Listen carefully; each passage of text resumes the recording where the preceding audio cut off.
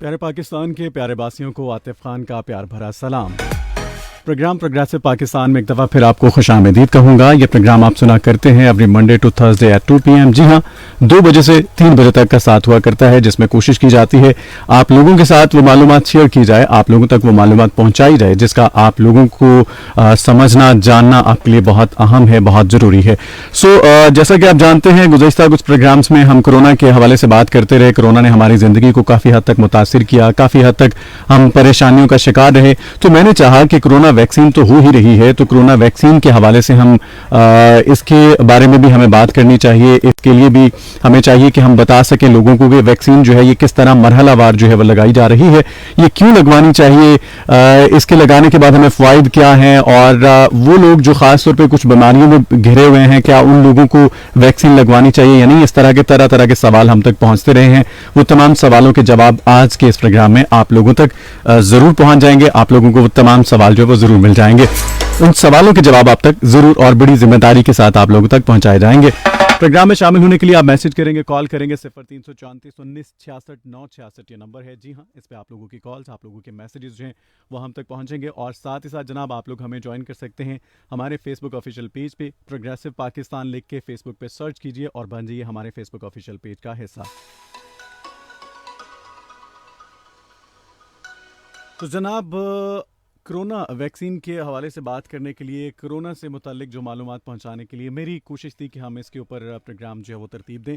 तो आज मुझे ज्वाइन किया है इसी पे बात करने के लिए मेरे साथ मौजूद हैं आज के हमारे जो गेस्ट हैं, डॉक्टर हनान रज़ा हमारे साथ मौजूद हैं। और डॉक्टर हनान रज़ा से हम आज ये जानने की कोशिश करेंगे कि जनाब कोरोना जो है इसकी तीसरी लहर जो है इसने कितनी तबाही मचाई, और ये बाकी जो गुज़श्ता लहर जितनी भी वेव्स थी उनसे ये क्यों कर चेंज है, कितनी चेंज है। और ये थर्ड वेव जो है इसकी वजह से लोग जो हैं वो काफ़ी हद तक इन्फेक्टेड हुए, लोगों ने क्यों नज़रअंदाज किया, कौन सी ऐसी चीज़ें जो है वो नज़रअंदाज करते रहे जिसकी बिना पे हम जो है वो काफ़ी मुश्किलात का सामना करते रहे। डॉक्टर साहब, वेलकम करता हूँ जी, खुशामदीद, बहुत बहुत शुक्रिया आप प्रोग्राम में जनाब मेरे साथ हैं आज।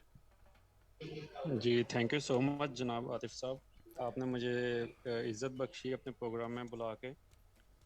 डॉक्टर साहब, सबसे पहले तो मुझे ये बताइए कि जो कोरोना की ये थर्ड वेव है, ये गुज़श्ता जो 2 वेव्स हैं उनमें उनसे ये डिफरेंट कैसे है।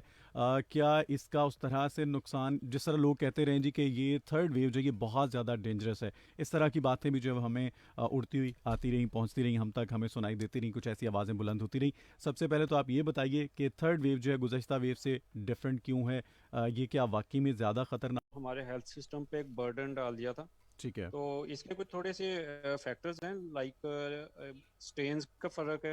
ये हम्म पाकिस्तान में इस बार इन्होंने मोस्ट प्रोबेबली ये आई है स्टेन यूके से, हम्म। यूरोपियन स्टेन है। ठीक है। जबकि जो लास्ट 2 वेव्स थी, फर्स्ट एंड सेकंड, वो स्टेन्स प्रिडोमिनेटली चाइना वाली थी। ठीक है। चाइना एंड ईरान वाली जो स्टेन्स हैं वो थी, तो वो इतनी सीवियर नहीं थी। ठीक है। जबकि इस बार जो आई है ये यूरोपियन स्टेन है, तो हम्म। इसकी वजह से काफ़ी ज़्यादा साइन एंड सिम्टम्स सीवियर भी हुए हैं और सडन हुए हैं। मतलब अचानक से जो लोग कोरोना से इफेक्ट हुए हैं उनमें अचानक ही साइन एंड सिम्टम्स आए हैं और वो हम्म। रैपिडली हॉस्पिटलाइज हुए हैं, जिसकी वजह से थर्ड वेव जो है काफ़ी हमारे लिए वो एक लम्हा फिक्रिया रहा है।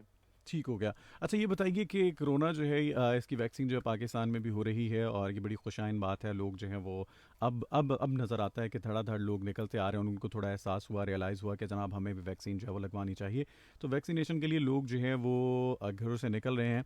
अब मुझे ये बताइए कि पहली डोज़ और सेकंड डोज़ जो हैं वो किस किस्म की है, कि फ़ॉर एग्ज़ाम्पल अगर मुझे जाना है सेकंड डोज़ के लिए, तो मैं कौन सी वैक्सीन जो है वो मुझे लगाई जाएगी। इस तरह वहाँ पे जिस तरह रश है, हमें थोड़ी तस्दीक करनी चाहिए, हमें थोड़ा पूछना चाहिए कि कहीं खुदा न खास्ता कोई ऐसी गलती या कुछ ऐसा हो ना जाए। जी।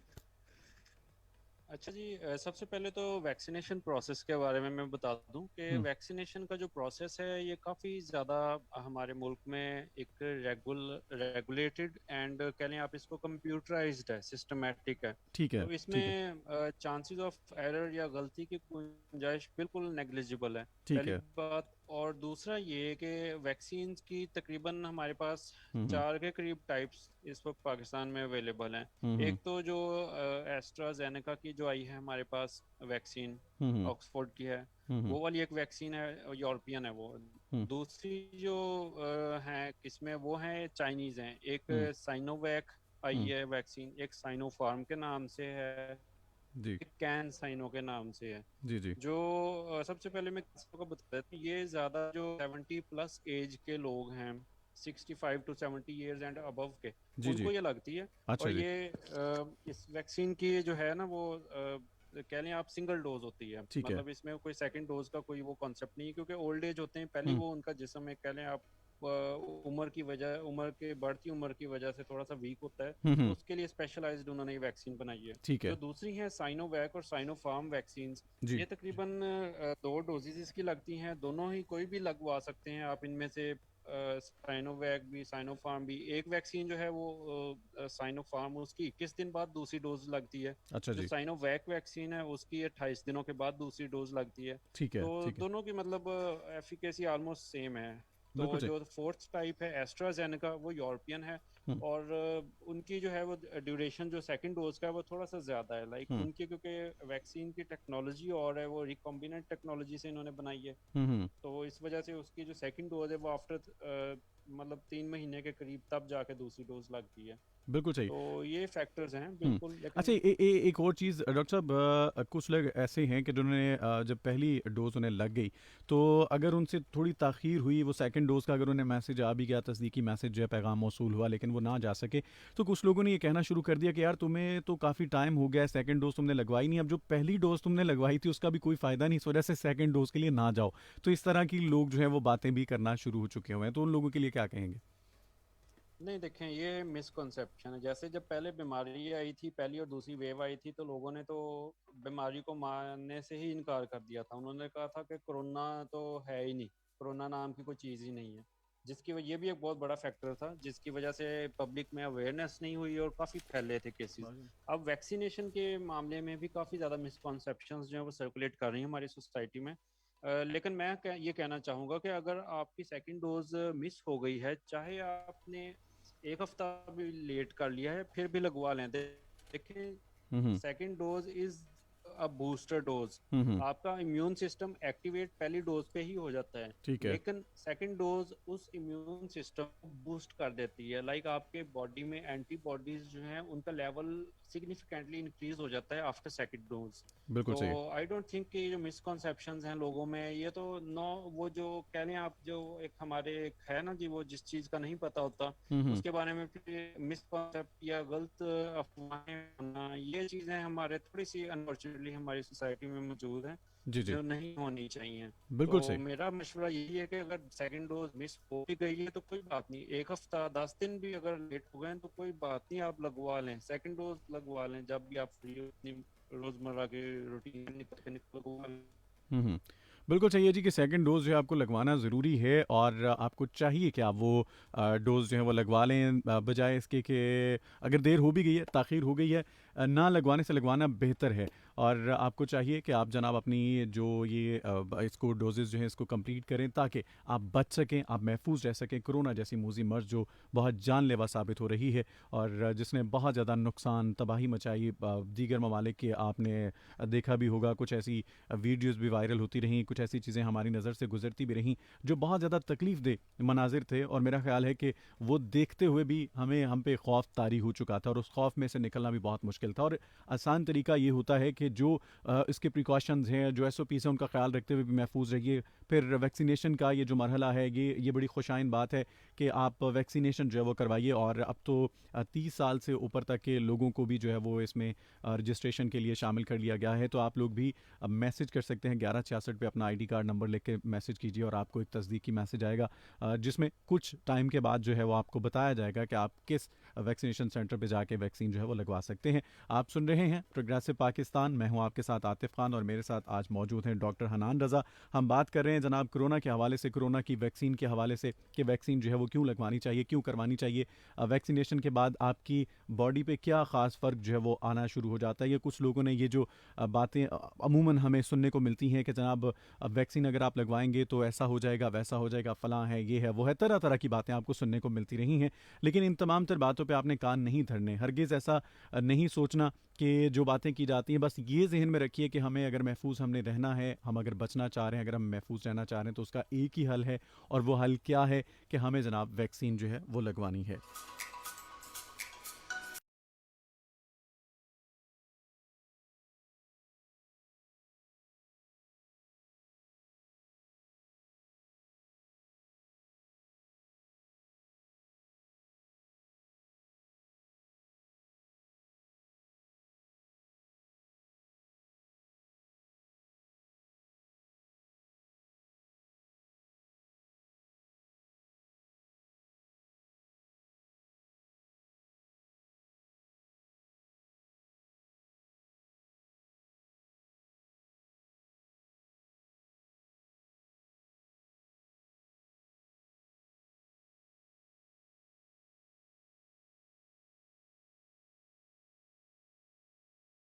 ये ख़ास तौर पे जब वैक्सीन लगवाई जाती है तो उसके बाद कोई आपके जिस्म पे कोई वाज़े को फ़र्क नज़र आता है? इससे मुराद ये है मेरी कि कुछ लोगों को टेम्परेचर हुआ, कुछ लोग जो हैं वो थकान का शिकार रहे, मतलब कि ये हो सकता है ऐसा कि वैक्सीन के बाद कुछ ऐसा हुआ हो, टेम्परेचर वगैरह या कुछ ऐसा हुआ, या फिर वो कोई मौसमी तब्दीली हो सकती है, वैक्सीन के बाद कुछ ऐसा ना हुआ होगा? अच्छा, ये बिल्कुल ये चीज़ एक बड़ा इम्पोर्टेंट क्वेश्चन आपने रेज किया है। हुँ, वैक्सीन लगाने के बाद कुछ दिन तक जी, सिम्टम्स आते हैं जिनको हम कॉन्स्टिट्यूशनल सिम्टम्स कहते हैं। ठीक है। ये वैक्सीन के बाद अमूमन ये सिम्टम्स आते हैं और ये कोई फिक्र की बात नहीं है। हुँ, कुछ हुँ। लोगों में बॉडी एक्स, जिस्म में दर्द हैं, हुँ, हुँ। पट्टों में दर्द हैं, हुँ, हुँ। पेट खराब होना, डायरिया भी हो सकता है। मतलब उनको डिफरेंट मल्टीपल मतलब सिम्टम्स आ सकते हैं, लेकिन वो घबराने वाले की कोई बात नहीं है उसमें, हुँ, हुँ। क्योंकि वो वैक्सीन के बाद अमूमन हो जाते हैं। ठीक तो है। मेरा नहीं ख्याल कि इसमें कोई वो अक्सर इसको देख के भी कई लोग मिसकॉन्सेप्शंस फैलाते हैं सोसाइटी में कि जी ये वैक्सीन बड़ी खतरनाक है, इससे कोरोना हो जाता है। हुँ, तो हुँ। गालबन ये सिम्टम्स आते हैं, लेकिन कोई घबराने वाली बात नहीं है। ज़रूरी नहीं कि सब में आए, कुछ में हुँ, आ हुँ। जाते हैं, कुछ में मतलब नहीं आते हैं। बिल्कुल सही है। और ये बताइएगा कि वैक्सीन लगवाने के बाद आप मुकम्मल तौर पे कोरोना से महफूज हो जाते हैं या फिर कुछ इसकी परसेंटेज है? देखें, अभी तक वैक्सीन में हमारी नज़र से ऐसा कोई केस नहीं गुजरा कि ये किसी ने वैक्सीनेशन लगवाई हो और उसको सीवियर किस्म का कोरोना हो गया हो या वो हुँ, हुँ। हॉस्पिटलाइज हो गया हो। हुँ, हुँ। अभी तक ऐसा कोई खबर भी नहीं आई ना आई, क्योंकि हमारा डेली एक एक्सपोजर है हॉस्पिटल में लोगों से। तो इस वजह से अभी तक ऐसा कोई मतलब नहीं हमारे सामने आई कोई खबर। तो होपफुली अभी तक तो अल्हम्दुलिल्लाह वैक्सीनेशन की वजह से लोग, जो वैक्सीनेशन का पर्पस है वो पूरा हो रहा है, लोग महफूज हैं ठीक है, इन्फेक्शन से। ठीक है। और ख़ास तौर पे वो लोग कि जिनको कोई पहले से बीमारी है, वो ब्लड प्रेशर के पेशेंट हैं, वो दीगर बीमारियां हैं, उन्हें शुगर है या कुछ और बीमारियां हैं, तो वो क्या उन लोगों को जाना चाहिए वैक्सीनेशन के लिए? क्योंकि लोग ये भी शायद उन्हें लगता है कि जो ऐसे पेशेंट्स हैं उनको वैक्सीन नहीं लगवानी चाहिए, उनके लिए जो इसके बहुत ज़्यादा साइड इफ़ेक्ट्स हैं। देखें, वैक्सीन जो है उसका जो डायबिटिक्स हैं या ब्लड प्रेशर का मसला है, उन लोगों में हुँ, वैक्सीन ज़्यादा ज़रूरी है। क्योंकि अच्छा। देखें, कोरोना वायरस इन्फेक्शन जो है उसमें हमने जो फर्स्ट एंड सेकंड वेव में देखा और जो थर्ड वेव में हम देख रहे हैं, सबसे हुँ, ज़्यादा जो जानलेवा इन्फेक्शन है वो उन लोगों में होती है जिनमें पहले से कोई इश्यूज चल रहे हों, जैसे ये डायबिटीज़ है या ब्लड प्रेशर का मसला है। हुँ, हुँ, ठीक है। तो ठीक है। इसमें कोरोना वैक्सीन से कभी भी उनको डायबिटीज वाले पेशेंट्स या ब्लड प्रेशर वालों को या जो बीस हैं, मोटे लोग हैं या फिर हुँ, पे हुँ, जिनको डिजीज है, उनको वैक्सीन से कोई ऐसा साइड इफेक्ट नहीं होगा। छोटे हुँ, मोटे सिम्टम्स जो मैंने आपको बताए हैं कि जिसमें या कुछ तरह के मसले, हुँ, वो तो हुँ, हो सकते हैं, लेकिन कोई जानलेवा एक्शन नहीं होता वैक्सीन से। ठीक है। अलबत्ता कोरोना की इन्फेक्शन से बंदा काफ़ी हद तक महफूज हो जाता है। ठीक हो गया। अच्छा डॉक्टर साहब ये बताइए कि वो लोग जिनको अभी गवर्नमेंट की तरफ से जिनको रजिस्ट्रेशन के लिए नहीं अभी कॉल आई या कोई मैसेज वगैरह वो अभी नहीं कर पा रहे, 30 साल से ऊपर के जितने भी लोग हैं वो तो चलें, उनको वैक्सीन लग जाएगी। अभी वो लोग जो चाह रहे हैं कि हमें वैक्सीन लगे, लगवाने के ख़्वाह हैं, मगर गवर्नमेंट की साइड से भी उनके लिए कोई खातिर खा इंतजाम नहीं हैं। तो ये जितनी भी ट्रायल बेस्ड जो भी वैक्सीन हो रही हैं, क्या इस वैक्सीनेशन को करवाना चाहिए और इनमें इसमें जो है वो किन चीज़ों का ख्याल रखना चाहिए? देखें, जो ट्रायल बेस्ड वैक्सीन है ये भी कोऑपरेट करना चाहिए बिल्कुल। और कुछ हॉस्पिटल्स में ये हो रही हैं वैक्सीन, हम्म। ट्रायल चल रहे हैं और वो अल्हम्दुलिल्लाह बहुत सक्सेसफुली चल रहे हैं। अब ठीक तो है। ट्रायल अपने थर्ड फेज में एंटर हो चुके हैं, फाइनल फेज है जो कि, ठीक है। तो उसमें अभी तक तो कोई सीवियर रिएक्शन या कोई सच कोई खतरनाक मतलब उसका वैक्सीन का एडवर्स आउटकम नहीं अभी तक सामने आया। हम्म। तो होपफुली इंशाल्लाह बेहतर ही रहेगा हर मामला। तो मेरा तो ख्याल है कि ट्रायल में भी हिस्सा लेना चाहिए। लोग जो वॉलंटियर्स हैं हम्म। उन्होंने बहुत अच्छा किया है वॉलंटियर करके। हम्म। मजीद लोगों को भी सामने आना चाहिए, इसमें हिस्सा लेना चाहिए। बिल्कुल सही है। और ये बताइए कि कोरोना के केसेस में आपको कमी देखने को आ रही है, मिल रही है, नज़र आ रही है? क्योंकि वैक्सीन के लिए तो लोग निकले हैं और पहले तो एक अजीब सा खौफ था, लोग इस बात को एक्सेप्ट नहीं कर रहे थे, मगर अब चूँकि निकलना शुरू हुए हैं, वैक्सीनेशन का आगाज़ हो चुका है, मरहलावार आगाज़ हो चुका है, तो इसके बाद कोरोना केसेस में आपको कमी जो वाकई नज़र आ रही है, वाज़े नज़र आ रही है, होती हुई कम होते हुए नज़र आ रहे हैं केसेस? जी बिल्कुल। गुज़िश्ता कुछ दिनों से जब से गवर्नमेंट ने वैक्सीनेशन के प्रोसेस में थोड़ा सा तेज़ी लाए हैं, हम्म। उसमें कोरोना के जो केसेस हैं काफ़ी हद तक कम होना शुरू हो गए हैं। ठीक है। हॉस्पिटल्स में जो पहले से एडमिटेड पेशेंट्स हैं वो बेहतर हो रहे हैं। हम्म। लेकिन जो वैक्सीनेशन प्रोसेस तेज़ किया है इन्होंने, हम्म। उससे काफ़ी हद तक लोग वैक्सीनेट हो रहे हैं। तो एक कह लें जिसको आप, हमारी टर्म मेडिकल टर्म है हर्ड इम्यूनिटी, हम्म। उसकी तरफ को हम जा रहे हैं। उसमें ये होता है कि एक पॉपुलेशन में अगर 70% लोग वैक्सीनेट हों या उस इन्फेक्शन से इम्यून हो, तो हम्म। फिर बाकी के जो 30% लोग होते हैं जो कमज़ोर हैं, वल्नरेबल पीपल्स लाइक हम्म। बहुत ओल्ड एज हैं या बच्चे हैं, तो वो लोग भी महफूज हो जाते हैं अगर 70% एक कम्युनिटी में लोग वैक्सीनेट हो जाएं। हम्म। तो हम उसी तरफ जा रहे हैं जिसकी वजह से काफ़ी अच्छे आउटकम्स सामने आ रहे हैं। कोरोना के केसेस की शरह काफ़ी कम हो गई है। हम्म। अभी ख़त्म नहीं हुई लेकिन कम हो गई है काफ़ी हद तक। काफ़ी हद तक जो है वो कमी आपको नज़र आ रही है। आप सुन रहे हैं जनाब प्रोग्रेसिव पाकिस्तान, मैं हूं आतिफ खान और आज हम बात कर रहे हैं जनाब कोरोना के हवाले से, वैक्सीनेशन के हवाले से। वैक्सीनेशन जो है वो आपको करवानी चाहिए, क्यों करवानी चाहिए, ये तमाम तर आज हमारे जनाब हिस्सा है मौजू के, ये तमाम तर बातें। मेरे साथ मौजूद हैं डॉक्टर हनान रज़ा और आपसे हम जानने की कोशिश कर रहे हैं। अच्छा डॉक्टर साहब, ये भी बताइएगा कि जैसा कि देखा जा रहा है कि बाकी ममालिक के निस्बत हमारे यहाँ बहुत कम जो है वो केसेस थे। कुछ एक वक्त ऐसा आया जब कोरोना केसेस में बहुत ज़्यादा तेज़ी देखने को मिली, लेकिन उसके बाद ये कम होते हुए नज़र आए और उसके बाद अल्लाह का शुक्र है कि हम काफ़ी हद तक महफूज रहे। वर्ल्ड हेल्थ ऑर्गेनाइजेशन ने भी सराहा पाकिस्तानी जो भी स्ट्रेटजीज़ अपनाई गई गवर्नमेंट की तरफ से। तो उसके बाद क्या देखा गया कि हमारे यहाँ जो केसेस में कमी जो है वाज़े तौर पर नज़र आना शुरू हुई। तो इसकी बड़ी वजह आपको क्या नज़र आती है? जी बिल्कुल। National command and operation centre ने जिस तरह की स्ट्रेटजीज बनाई हैं, वक्ती तौर पर लोगों को तो लगा कि जो शॉप्स मार्केट्स बंद की हैं, होटल्स बंद की हैं, ये थोड़ा सा उनको जहमत तो उठानी पड़ी। लेकिन उसका देखें एक अच्छा नतीजा हमारे सामने इस सूरत में आ रहा है कि कोरोना के केसेस कम होना शुरू हो गए हैं। हम्म। और जो कह लें कोरोना की जो परसेंटेज थी हम्म। जिन शहरों की, वो भी आपने देखा नीचे को आना शुरू हो गया जी मतलब। जी। तो ये तो गवर्नमेंट ने बहुत अच्छी स्ट्रेटजी अपनाई है जिसकी वजह से जिसका आउटकम अब हमारे सामने आ रहा है। इसलिए गवर्नमेंट आहिस्ता आहिस्ता ओपन कर रही है शॉप्स, मार्केट्स और रेस्टोरेंट्स वगैरह। हम्म। तो ये वैसे एशिया और यूरोप की अगर हम बात करें तो एशियन कंट्रीज़ में अभी अगर हम देखें तो इंडिया का हमारा जो पड़ोसी मुल्क है, नो डाउट वहाँ पे उनकी कुछ अपनी गलतियाँ जिसकी वजह से ये काफ़ी हद तक वहाँ केसेस रिपोर्ट हुए। तो कहा यह जा रहा है कि जो इंडियन वेरिएंट है वो बहुत ज़्यादा ख़तरनाक है। उसकी क्या वजह हो सकती है, ऐसा क्यों है? बाकी हालांकि देखा जाए आगाज़ में जो है वो इन कंट्रीज़ में केसेस बहुत कम थे, लेकिन यूं अचानक केसेस का बढ़ जाना ये पड़ोसी मुल्क और ये इंडियन वेरिएंट के हवाले से क्या कहेंगे आप?